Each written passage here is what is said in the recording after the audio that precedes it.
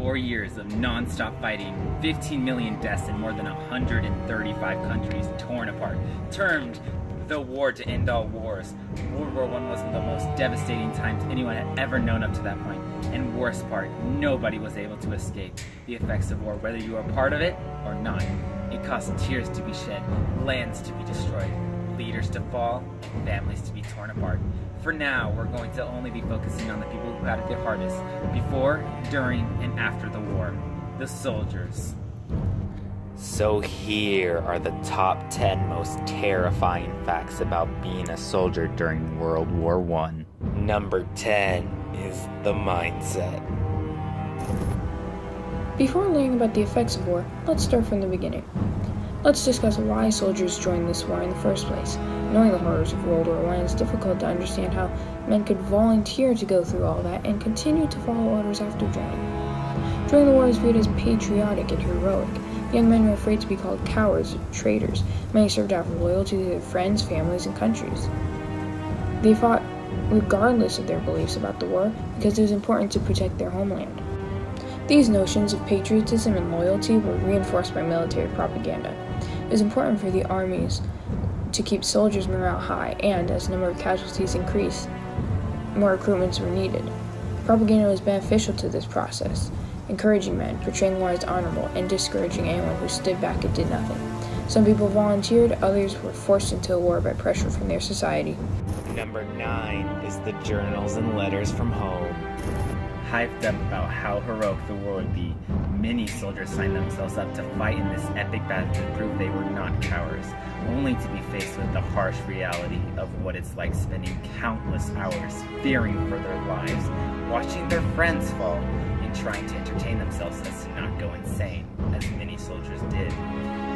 For us, it is impossible to understand how a soldier felt during this time. But even so, the journals recovered from the trenches can give us a pretty good idea, as they're filled with utter fear that you could feel as they're writing down what could be their last thoughts. Many of the journals found that belonged to soldiers were filled with the constant prayers and the belief that no one will make it out of the war alive. Despite the time and circumstances, the soldiers would regularly receive letters from family and people they didn't know. And this was done pretty efficiently, as nearly 12 million letters were transported per week to and from the front lines, some even having the response time of within that day. With 12 million letters being sent, it could fill a soldier with hope that their loved ones are thinking about them and care for them, as worried family members constantly are checking in to make sure that their sweet child is still alive. But it could also be bad, as if they don't receive a letter back, it could fill them with all the worst possibilities of what could have happened to him. Number 8 is food shortages. Food shortage affected the civilian population as well as the soldiers. Food was running short as agriculture was halted by men and horses leaving to fight in the war, and supplies were strained by naval blockades.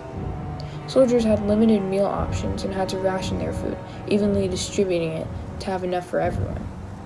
Britain used its navy to create a blockade in an attempt to starve Germany and Austria-Hungary into submission. Germany retaliated with submarine warfare, attacking supply ships, and with less supplies available, rations had to be reduced and continued to lessen throughout the war. Number 7 is the weapons. Previously, before World War I, the closest war being the Crimean War, lasting only about 2 years and 900,000 deaths later, is dwarfed in comparison to World War I's deaths and casualties, as the number of deaths in World War I were ridiculously high, totaling up to about 16 million people, which was about 10% of the entire population during that time, and the number of casualties even higher. How could a war lasting only 2 years longer be so much more devastating?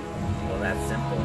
The weapons. Between the end of the Crimean War and the start of World War I, there was a total of 40 years, and it was a completely different time then. Everything had evolved, and now each side had more deadly weapons to use, involving new weapons such as the flamethrower, rifles, machine guns, mortars, artillery, tanks, aircraft, submarines, and the all-menacing poisonous gas would inflict casualties beyond anyone's imagination. Number 6 is gas attacks. France was the first to use chemical weapons in the war, deploying tear gas grenades, but Germany was the first to use gas attacks on a large scale, and put more into studying and advancing their weapons. In 1915, a German chemist proposed the use of chlorine gas to overcome the stalemate caused by the trenches, first used in the Second Battle of Ypres. The French were unaware of what it was and ordered their troops toward it, assuming it was an attempt to hide German advances, but suffered devastating and immediate effects, causing them to flee for their lives, leaving their trenches open to take.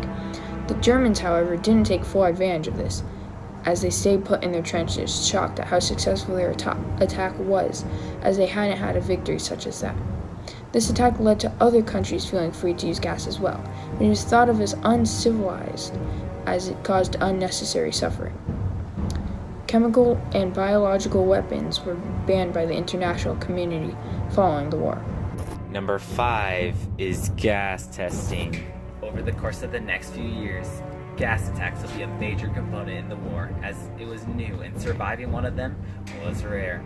For a little insight, on the first battle, the Allies had no idea what it was, but within the next hour, more than 10,000 soldiers would show signs that the gas had in fact had an impact on their lungs, as it ate away with them with no protection on them. Introduced in 1915, chemical warfare was first seen with the Germans, but the devastation it brought would soon bring every army to need them in order to stay in the fight. And what's even more terrifying is the thought of how they managed to make such a deadly weapon before testing it on the battlefield. For Germany, there are no records of how they tested their chemical warfare, but immediately after them, Great Britain turned all efforts into starting chemical warfare as well. But who they tested on was less than appeasing. Soon enough, 20,000 of their own soldiers would be lied to before undergoing an experiment where the British military scientists sent live subjects into gas chambers with mustard gas. Their goal was to see how much gas it took to create a casualty, and even worse, the effects were a lot worse than expected, and many subjects would be affected forever. The list of casualties that follow are all from these experiments. First, they were stuck in the hospital beds with agonizing pain as their flesh peeled clean off. And second, there were severe burns on patients that left them miserable and depressed, an experience that must be experienced to be properly realized. Number 4 is ages. Recruitment officers often recruited underage teenagers because they were paid for each new soldier.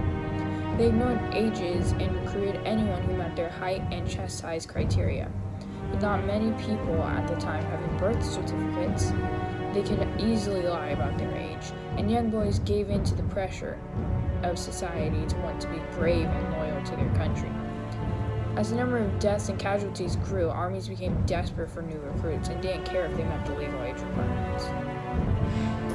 Number 3 is the trenches. Mud, rats, bad food, disease, death and dead bodies, unbearable smells, artillery shells, machine guns, no man's land, trench foot, and boredom are all characteristics of the trenches during World War I. Although not only used in World War I, trenches on the Western Front, due to the stamina lasting the entire war, were estimated to be about 2,490 kilometers long. In trenches, soldiers were constantly in fear of being the next soldier to fall, as death was so common that when new soldiers arrived to the front lines, they could still see their fallen allies. Built 1 to 2 meters wide and 3 meters deep, the trenches were often filled with muddy water that hindered their ability to dodge or move quickly. However, I wish that was all I could say that it did. Due to poorly built trenches and the long exposure of cold and dirty waters, a serious disease soon spread throughout the trenches, known as trench foot. Many soldiers that got trench foot didn't worry about the uncomfort of their own feet and would leave them untreated as a result. A sad mistake, as the result was often amputation, or even worse, death. Preventing trench foot was not an easy thing to do, since soldiers were stuck in the trenches for weeks upon weeks, and only the soldiers that survived multiple attacks would be able to clean themselves. Another problem with the trenches were the process of constructing them. Building trenches were not an easy task and required a lot of work. were highly unsafe and were constantly destroyed, leaving soldiers to dig into the earth while snipers steadily looked for their next victim. It took as long as 6 hours and 450 minutes to build only 200 meters of trenches. Number 2 is medicine and treatment. With new advances in weapons such as the machine gun came new types of injuries and consequently new advances in medicine to save patients' lives or to help them settle back into society. For example, there are many advances in plastic surgery after the post-war trauma of facial injuries from shrapnel. Soldiers most often took blows to the face because they exposed them when scanning the battlefield. These devastating injuries were not considered at the beginning of the war. Facial reconstruction was a new challenge and experimental form of surgery, which doctors were especially afraid of in a time before the use of antibiotics. And number 1 is post-war. Finally, war has finished. Guns have been stored away. Treaties will be made to ensure a war like this never breaks out again. And the remaining soldiers can go home where they will be treated gloriously for their bravery and sacrifice to their country. Right? Wrong. Millions of servicemen and women came home to their families looking the same as when they left. Maybe a bit older, but still the same. However, the soldiers would have a lifetime of corruption to their minds. The soldiers' first priority to returning home was to get a job, and luckily for them, the government encouraged businessmen to hire the returning veterans. But for disabled and mentally wounded soldiers that returned home, they were given rehabilitation.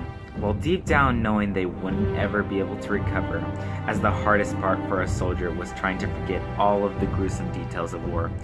Termed shell-shocked, or PTSD nowadays, hundreds of thousands of soldiers on both sides would be treated for headaches, cardiac irregularities, blindness, amnesia, depression, anxiety, loss of appetite, and much, much more.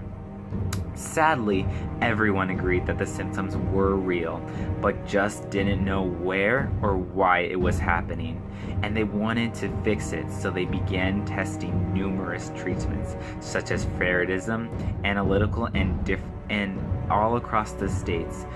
There were different types of treatments, both harsh and nice. Look it up at your own risk. The worst treatments given to soldiers were in France, where their methods to get rid of shell shock was much, much more brutal.